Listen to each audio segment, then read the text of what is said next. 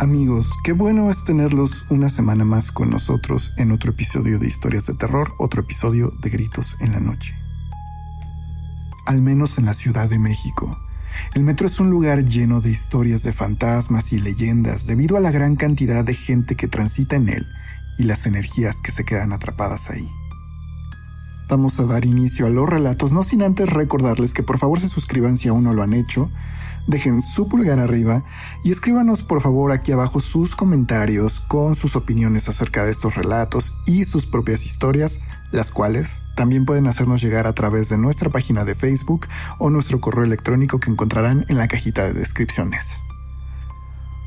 Vamos a empezar, ya saben lo que tienen que hacer, vayan por una taza de café, reúnan a la familia, apaguen la luz y quédense con nosotros.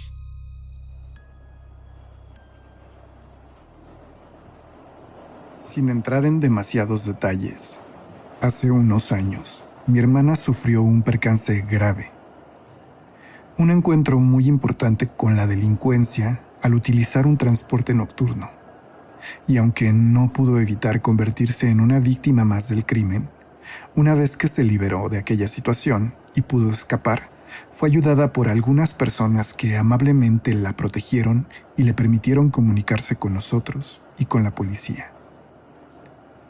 Es por eso que, desde aquel momento, estoy más al pendiente en las calles, y cuando veo a alguna mujer que parezca estar en peligro o atravesando alguna situación complicada, evalúo la situación y me acerco a preguntarle si todo está bien o si no me parece adecuado. Me quedo cerca vigilando hasta que, normalmente, alguien, algún familiar o conocido llega por ellas. Hacer eso me hace sentir un poco más tranquilo. Si las dejara ahí sin saber qué pasó, creo que no podría con la ansiedad que eso me generaría. Un domingo, había estado visitando a unos amigos en su casa, cerca de Metro Copilco, y sin querer se me hizo tarde, y terminé corriendo para llegar al metro y poder regresar a casa, cerca de Metro Potrero. La verdad es que no era tan urgente que corriera. No necesitaba alcanzar el último metro, ni mucho menos, pero eran ya las 11:30 y sí tenía algo de pendiente en llegar tarde a casa porque aún debía hacer algunas cosas de trabajo para el día siguiente. Y llegar cerca de la medianoche significaría que me desvelaría bastante. El metro no iba totalmente vacío, pero sí muy poco ocupado. En el vagón donde subí, de hecho, solo abordó una señora conmigo, y en las siguientes estaciones subieron y bajaron personas, pero nunca hubo más de 8 pasajeros ahí con nosotros. Ya en el tramo final de mi viaje, al llegar a la estación Guerrero, solamente habíamos 3 pasajeros en aquel carro del metro. Las puertas estaban por cerrar para seguir avanzando, pero casi en el último momento, alcanzó a abordar una niña. Bueno, se veía como de unos 12 o 13 años, pero me llamó mucho la atención porque parecía estar usando un vestido de primera comunión, pero muy sucio, como si hubiera estado arrastrándose en la tierra. Llevaba guantes en las manos y zapatos blancos, aunque también desgastados y bastante sucios.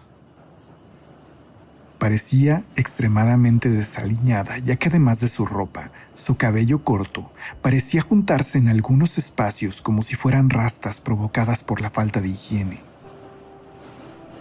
Su cara era muy pálida, pero también llena de tierra y parecía estar llorando, ya que debajo de sus ojos, líneas de piel limpia atravesaban sus mejillas hasta el mentón.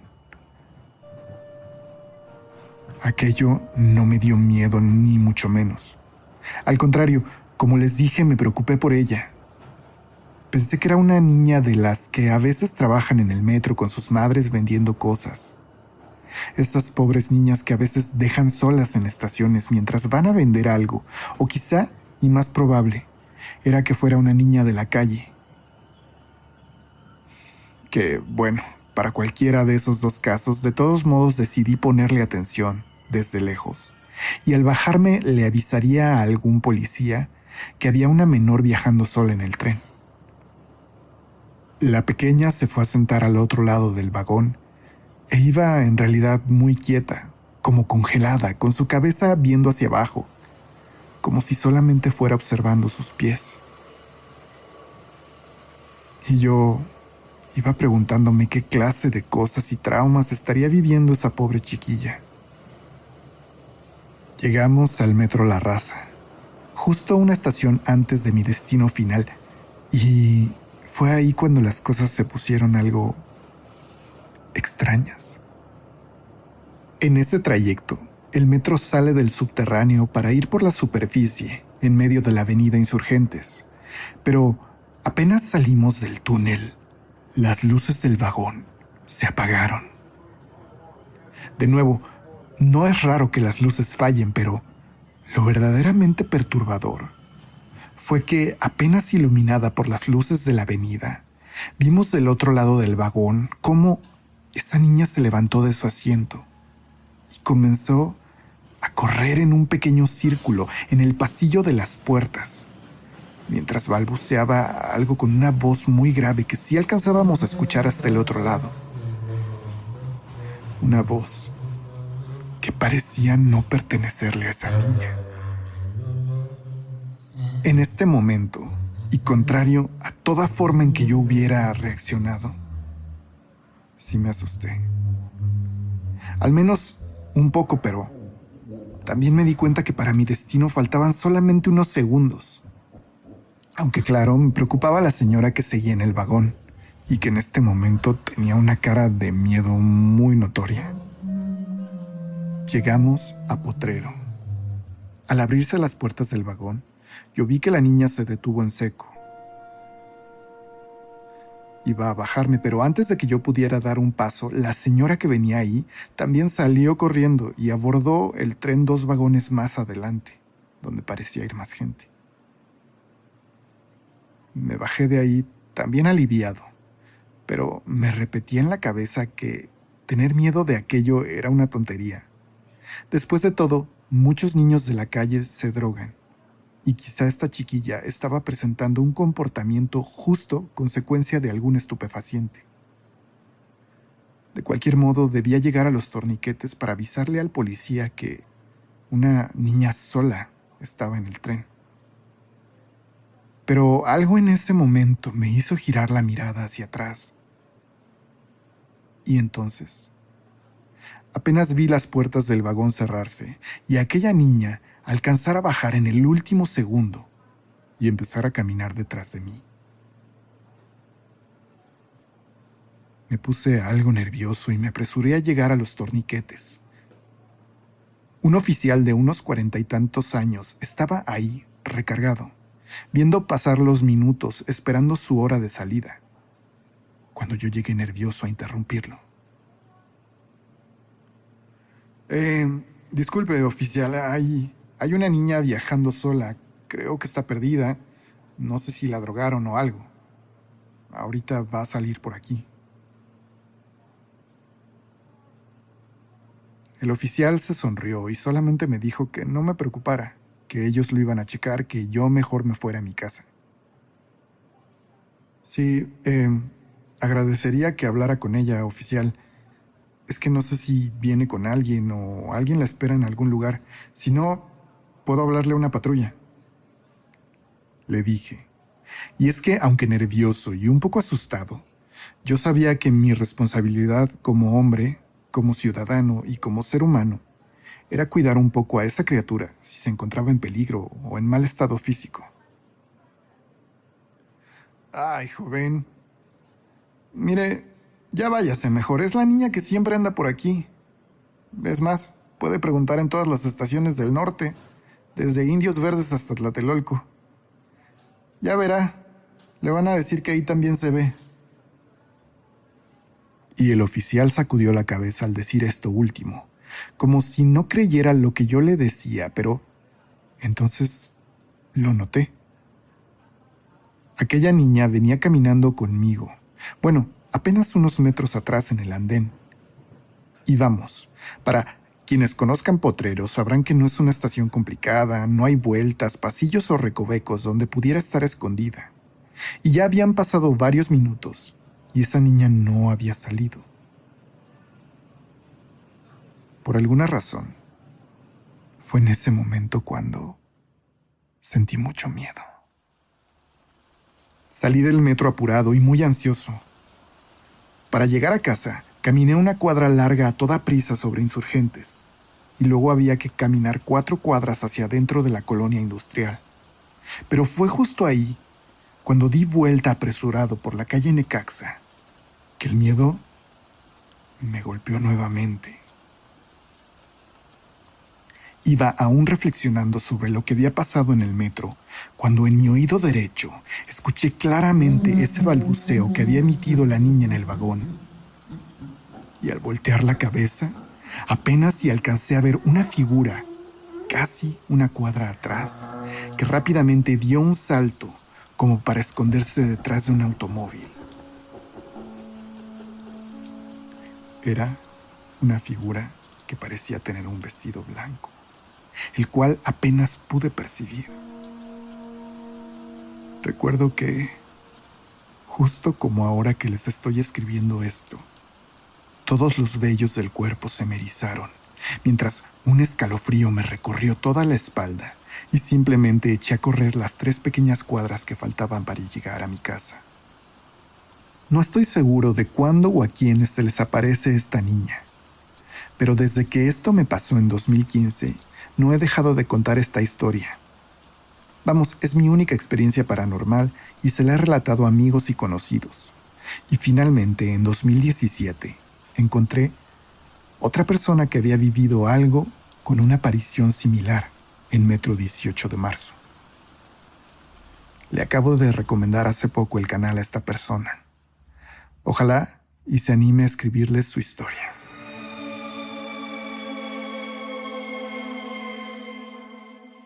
Hola amigos de Gritos en la Noche. Quisiera contarles algo muy pequeño que nos ocurrió a 2 amigos y a mí una noche de 2019. Era noviembre, y después de beber unas copas en la zona rosa, mi roomie, un amigo y yo tomamos el metro en la estación Insurgentes de la línea rosa para después transbordar en la línea azul y dirigirnos a Portales. En ese tramo de la línea 1, la rosa, nosotros aún eufóricos por el alcohol, decidimos hacer una pequeña travesura. Nos dirigimos hacia el último vagón, pero no lo abordamos, o bueno, no como tal. Los 3 nos subimos en la cabina del conductor, que se encuentra al final del tren y que venía abierta. Ese pequeño espacio no está destinado para pasajeros, así que para nosotros en aquel momento representaba algo prohibido y muy tentador. Íbamos tomándonos fotos y grabando videos para que quedara constancia de aquello.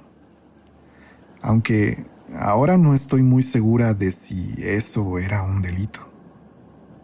Al llegar a la estación Isabela Católica, justo una antes de nuestro transbordo, el metro se detuvo un poco más de tiempo.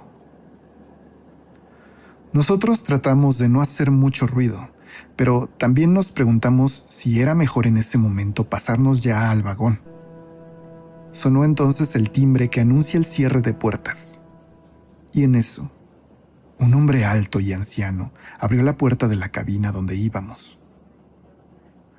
Aquel hombre no se veía aterrador ni mucho menos, era un viejito de tez clara y lucía muy pulcro, con un chaleco y pantalón azules y una camisa blanca.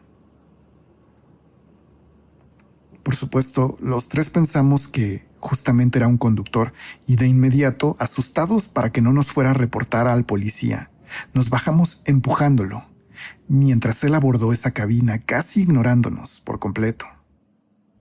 Pero como las puertas estaban por cerrar, a los 3 no nos quedó de otra más que abordar el tren en el vagón inmediato a la cabina del conductor.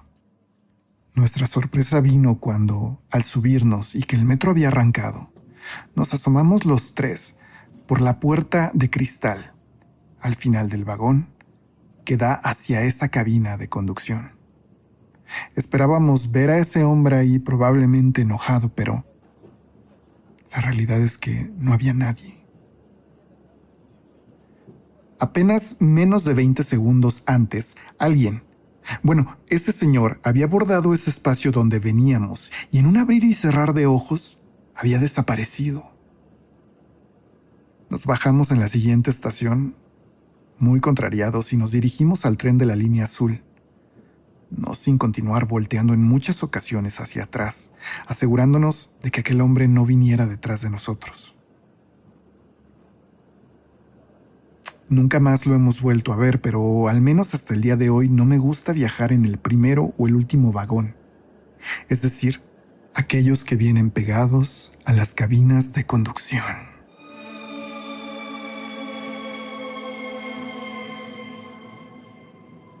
Viviendo en un lugar como la Ciudad de México, todo el tiempo escuchas historias de fenómenos paranormales.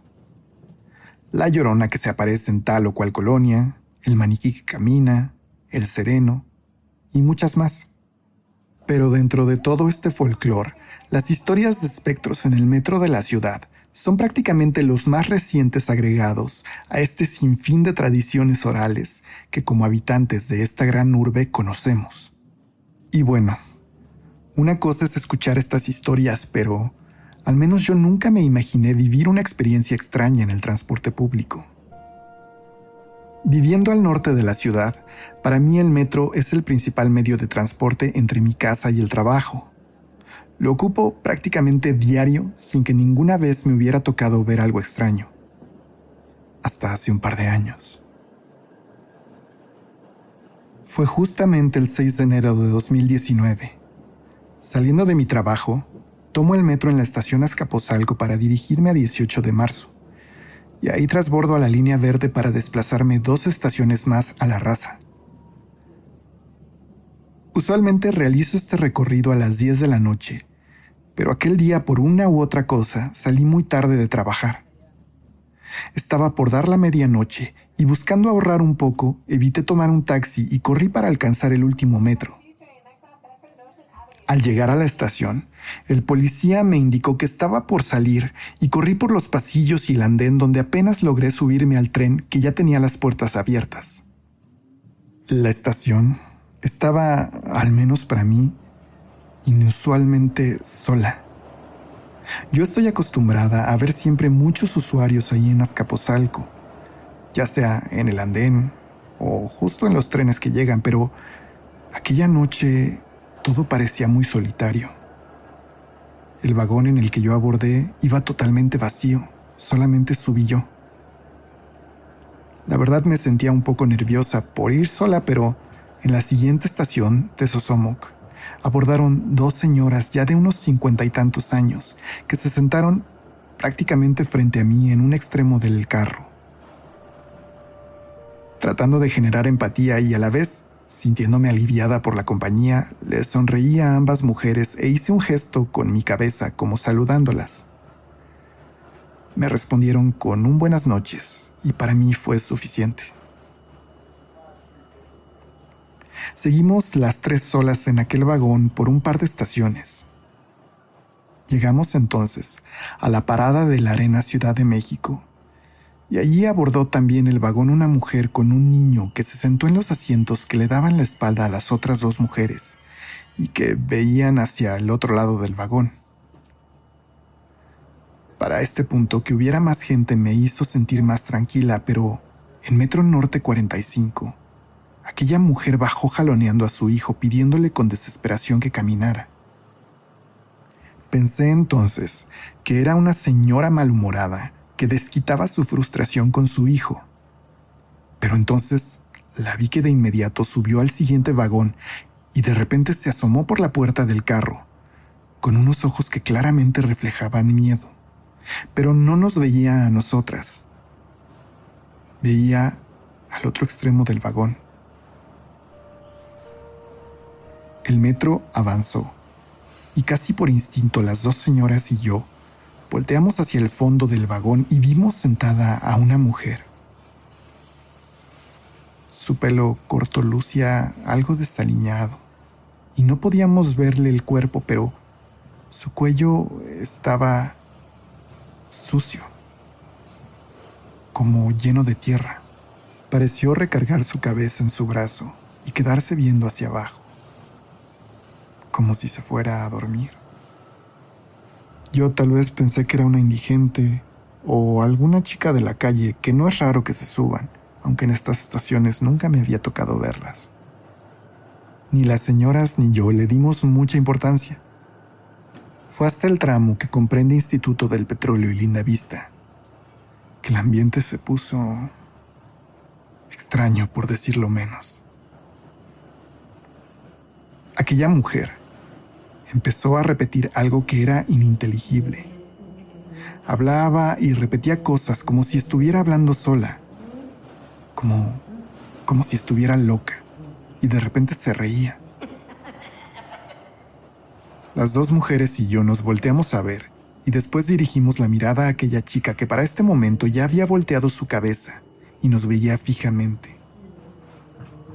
Su cara, al igual que su cuello, tenía manchas de suciedad, que podrían haber sido de tierra o de grasa, pero lo más importante es que el gesto que tenía en su cara hizo que las tres, en silencio, empezáramos a rezar. Aquella mujer tenía uno de sus ojos muy abierto. Ese ojo nos veía fijamente, pero el otro parecía no existir.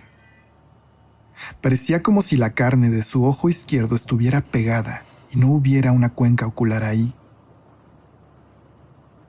Y la boca la llevaba bien abierta, como sonriendo, pero con una mueca realmente aterradora, mostrando los escasos dientes que tenía. Llegamos a la estación Lindavista. Nadie abordó, pero creo que por instinto una de las señoras se levantó pensando que bajarse era lo mejor, pero aquella mujer al fondo del vagón se levantó al mismo tiempo, como imitando en forma de espejo los movimientos de la mujer que estaba frente a mí. Fue quizá también una reacción, pero esa señora exclamó un ¡ay! Y se volvió a sentar. ¿Dónde bajas, mija?, me preguntó la otra mujer, y le dije que en la siguiente estación, y me dijo que ellas también, que iban a bajar muy rápido y que me fuera con ellas, que no me quedara atrás. El tren iba llegando a la estación, y las tres nos volteamos a ver, y al menos yo de reojo pude percibir cómo aquella joven al fondo del vagón se puso de pie y empezó a tambalearse como ebria, con dirección a nosotros, repitiendo aquellos sonidos que no se entendían. El tren se estacionó, y en cuanto las puertas se abrieron, las tres dimos zancadas para bajarnos del convoy. Incluso una de esas señoras me jaló del brazo para que no me atrasara. Dimos varios pasos alejándonos del tren y volteamos a ver si esa chica no nos seguía, pero aquella mujer de cara horrible no se bajó del vagón. De hecho, cuando se cerraron las puertas y el tren avanzó, ya no pudimos verla dentro del carro. Nos sentimos aliviadas, pero estábamos claramente agitadas, como si hubiéramos corrido una gran distancia. Una señora con una mochila que claramente era una vendedora ambulante se acercó y nos dijo algo con un aire confianzudo y burlón. Ahí venía la muertita, ¿a poco no? Intentando recuperar la respiración, yo le dije que sí, sin estar del todo segura de lo que hablaba, y las otras señoras no dijeron nada. No, damitas, no se suban a ese vagón solas. ¿Para qué se suben ahí? No va solo de a gratis, repetía esa mujer mientras se alejaba de nosotras, como divirtiéndose con nuestra suerte. Ni las señoras ni yo dijimos nada, pero las tres en silencio nos acompañamos a la salida. Yo ya no quise hacer mi transbordo y salí del metro directo a un café 24 horas que hay ahí, desde donde llamé a mi padre para que fuera a recogerme. Por necesidad y practicidad, unas 5 veces he tenido que tomar el último metro desde aquella vez, pero nunca me he vuelto a subir en otro vagón que no sean los primeros, y siempre busco el más concurrido, porque seguro esa muchacha o mujer todavía anda ahí, en el metro, penando.